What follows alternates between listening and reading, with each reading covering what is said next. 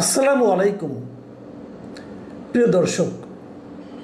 আজ আমার আলোচনা শুরু করব জামায়াতে ইসলামের সেক্রেটারি জেনারেল মিয়া গোলাম পরোয়ারের একটা বক্তব্য দিয়ে। তিনি আজকেই একটা প্রেস কনফারেন্সে বক্তৃতা দিচ্ছিলেন, তার দলের একটা প্রেস কনফারেন্স। সেই প্রেস কনফারেন্সে নিউজ বিভিন্ন পত্রপত্রিকা এসেছে। একটা পত্রিকার নিউজের শিরোনাম হলো এরকম যে চাকরিতে মেধার দরকার নেই, বিএনপির পদ থাকলেই যোগ্যতা। এগুলো শিরোনাম। তো এই শিরোনামটা দেখেই না আমার একটু আগ্রহ হলো, দেখি গোলাম পরোয়ার সাহেব কী বলেছেন। সেখানে উনি বলেছেন যে কথাটা, আমি আপনার পুরো নিউজটা তো অনেক কিছু পড়া আছে, অনেক কিছু বলার দরকার নেই, আমি সংক্ষেপে গেলে একটা সেন্টেন্স আপনাদের পড়ে শুনে উনি কী বলেছেন। উনি বলেছেন যে চাকরি বাকরিতে এখন আর ইন্টারভিউ আর মেধার দরকার নেই, বিএনপির একটা পোর্টফোলিও, ছাত্রদলের একটা পোস্ট হোল্ড করতে পারলে ওটাই কোয়ালিফিকেশন। মিয়া গোলাম পরোয়ার এই যে কথাটা বলেছেন, এই কথাটাকে আমি বিএনপি সরকারকে জিজ্ঞাসা করছি। বিএনপি সরকারে যারা মন্ত্রী আছেন, দায়িত্বপূর্ণ পদে আছেন, তাদের কাছে আমার একটা সবিনয় প্রশ্ন, মিয়া গোলাম পরোয়ারের এই বক্তব্যকে আপনি অস্বীকার করতে পারবেন? সারা দেশে হচ্ছেটা কি? যা হচ্ছে সেটা কি আসলে দলীয়করণ নয়? দেখুন, মিয়া গোলাম পরোয়ার একটা উদাহরণ দিয়ে বলেছেন যে নির্বাচন কমিশনে একজন ব্যক্তিকে নিয়োগ দেওয়া হয়েছে, তার নাম হলো মিস্টার শামসুল আলম। তিনি একসময় নির্বাচন কমিশনে উপসচিব পদে চাকরি করতেন, কিন্তু তারপর তিনি কিন্তু অবসরে যাওয়ার পর বিএনপি তাকে তাদের সংসদীয় আসন পুনর্বিন্যাস যে কমিটি করেছিল সেই কমিটির সদস্য উনি ছিলেন। মানে বিএনপির রাজনীতির সঙ্গে খুবই জড়িত ছিলেন। তাকে নিয়ে এসে নির্বাচন কমিশনের অতিরিক্ত সচিব পদে চুক্তিভিত্তিক নিয়োগ দেওয়া হয়েছে। কেন? এটা 1 বছরের জন্য দেওয়া হয়েছে। মাথায় রাখবেন, আগামী 1 বছরে কিন্তু সারা দেশের স্থানীয় সরকার নির্বাচনগুলো হয়ে যাবে, সবগুলি হবে 1 বছরের মধ্যে। তাহলে কি দেখেন, অতিরিক্ত সচিব কিন্তু একটা বড় পোস্ট, অনেক বড় পোস্ট এবং পাওয়ারফুল পদে। তাহলে তাকে নির্বাচন কমিশনে এনে নিয়োগ দিতে হলো কেন? উনি তো বিএনপির খুবই গুরুত্বপূর্ণ একটা কাজের সঙ্গে জড়িত ছিলেন। তাহলে কি এই স্থানীয় সরকার নির্বাচনকে বিএনপি তাদের মতো করে আয়োজন করতে চায়?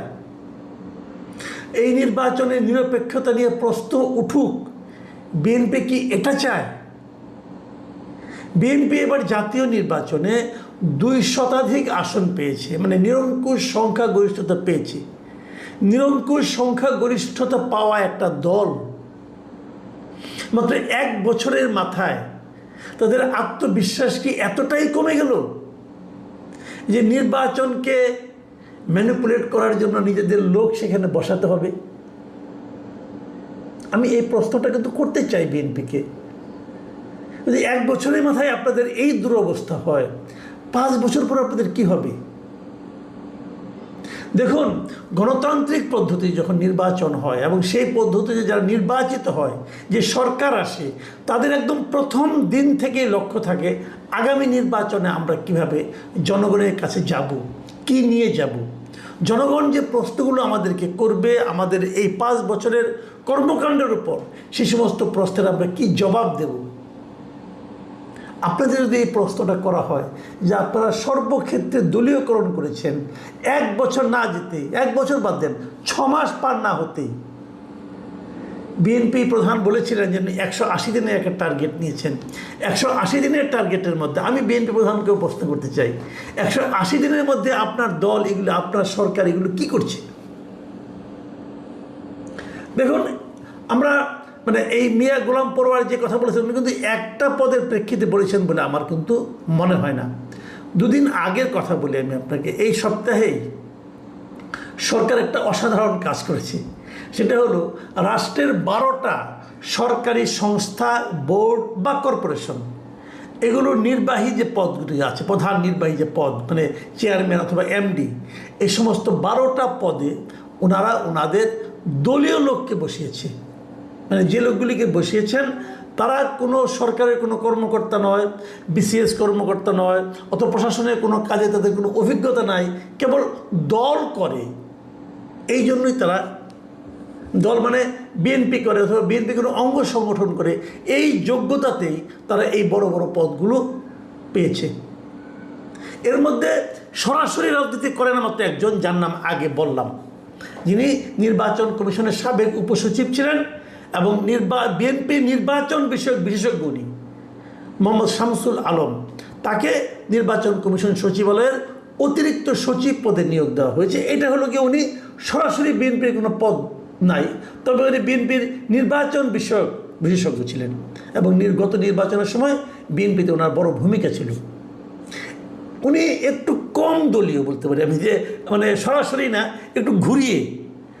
আর বাকিদের নাম আমি তালিকাটা আপনাদেরকে একটু পড়েই শোনাবো, কারণ আমি এটা মানে এই জিনিসটা আমার মানে এত খারাপ লেগেছে যে আমার হয়ে জনগণের সঙ্গে, আমার দর্শকদের সঙ্গে শেয়ার না করলে চলবে না। দেখুন, জাতীয়তাবাদী শ্রমিক দলের কেন্দ্রীয় কার্যকরী সভাপতি মোহাম্মদ সালাউদ্দিন সরকার, তাকে নিয়োগ দেওয়া হয়েছে বাংলাদেশ শ্রমিক কল্যাণ ফাউন্ডেশনের মহাপরিচালক হিসাবে। আরও কয়েকটা নাম বলি। বিএনপির কেন্দ্রীয় কমিটির আন্তর্জাতিক বিষয়ক সম্পাদক মোহাম্মদ রাশেদুল হক, তিনি নিয়োগ পেয়েছেন Bangladesh overseas employment and services limited BOESL, তার এমডি হিসাবে। এই বোয়েসেলটা হলো সরকারিভাবে যাদেরকে বিদেশে পাঠানো হয়, তাদের ট্রেনিং দেওয়া হয়, এই ধরনের একটা বেশ গুরুত্বপূর্ণ সংগঠন। কিন্তু এটার এমডি হয়েছেন কে? বিএনপির আন্তর্জাতিক বিষয়ক সম্পাদক। এই হলো ওনার যোগ্যতা। আচ্ছা, বিএনপির কেন্দ্রীয় কমিটির বন ও পরিবেশ বিষয়ক সম্পাদক, রাজশাহী সিটি কর্পোরেশনের সাবেক মেয়র ছিলেন উনি, মোহাম্মদ মোসাদ্দেক হোসেন বুলবুল, তিনি নিয়োগ পেয়েছেন বাংলাদেশ বন শিল্প উন্নয়ন কর্পোরেশনের চেয়ারম্যান হিসাবে। বিএনপির কেন্দ্রীয় কমিটির সহ ধর্ম বিষয়ক সম্পাদক এটিএম আব্দুল বারী ড্যানি, তিনি নিয়োগ পেয়েছেন বাংলাদেশ অভ্যন্তরীণ নৌ পরিবহন কর্পোরেশন BIWTC, তার চেয়ারম্যান হিসাবে। দেখুন, এগুলি কিন্তু কোনোটাই রাজনৈতিক পদ না, এগুলি অত্যন্ত গুরুত্বপূর্ণ পদ এবং এই প্রত্যেকটা পদের, প্রত্যেকটা প্রতিষ্ঠানের কিছু অর্থনৈতিক কর্মকাণ্ড আছে এবং সেগুলির সঙ্গে জনগণের কিছু স্বার্থ সংশ্লিষ্ট বিষয়ও আছে। সেটা প্রধানের পদে নির্বাহী প্রধান হিসাবে নিয়োগ পাওয়ার জন্য যোগ্যতাটা কি? ওনাকে বিএনপি করতে হবে এবং বিএনপির কোনো না কোনো জায়গায় আরও আমি আপনাকে 12টাই পড়ে শোনাবো আপনাদেরকে।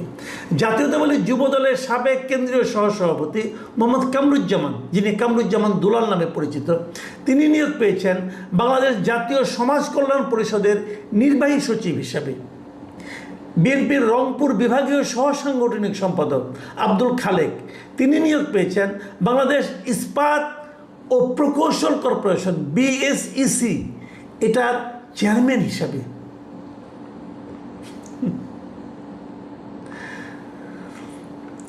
বিএনপির জাতীয় নির্বাহী কমিটির সদস্য শামসুজ্জামান সুরুজ, তিনি নিয়োগ পেয়েছেন বাংলাদেশ চিনি ও খাদ্য শিল্প কর্পোরেশনের চেয়ারম্যান হিসাবে। বিএনপির কেন্দ্রীয় কমিটির সহ বন ও পরিবেশ বিষয়ক সম্পাদক কাজী রওনাকুল ইসলাম টিপু, তিনি নিয়োগ পেয়েছেন বাংলাদেশ জলবায়ু পরিবর্তন ট্রাস্ট এর ব্যবস্থাপনা পরিচালক মানে MD হিসাবে। বাংলাদেশ জাতীয়তাবাদী যুব দলের সাবেক কেন্দ্রীয় সহসভাপতি মোহাম্মদ জাকির হোসেন সিদ্দিকী, তিনি নিয়োগ পেয়েছেন বাংলাদেশ তাঁত বোর্ডের চেয়ারম্যান হিসাবে।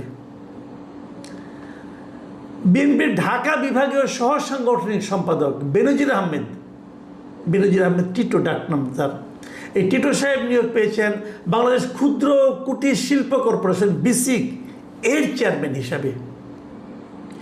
আর বিএনপি জাতীয় নির্বাহী কমিটির সদস্য ও জাতীয়তাবাদী যুব দলের সাবেক কেন্দ্রীয় সাধারণ সম্পাদক মামুন হাসান, তিনি নিয়োগ পেয়েছেন বাংলাদেশ জুট কর্পোরেশনের চেয়ারম্যান হিসাবে। ভাই, একটা কথা বলতে চাই, আমরা বিগত সরকারের সমালোচনা করি, তারা অনেক জায়গাগুলিকে দলীয়করণ করেছিলেন, আপনারা কি করলেন?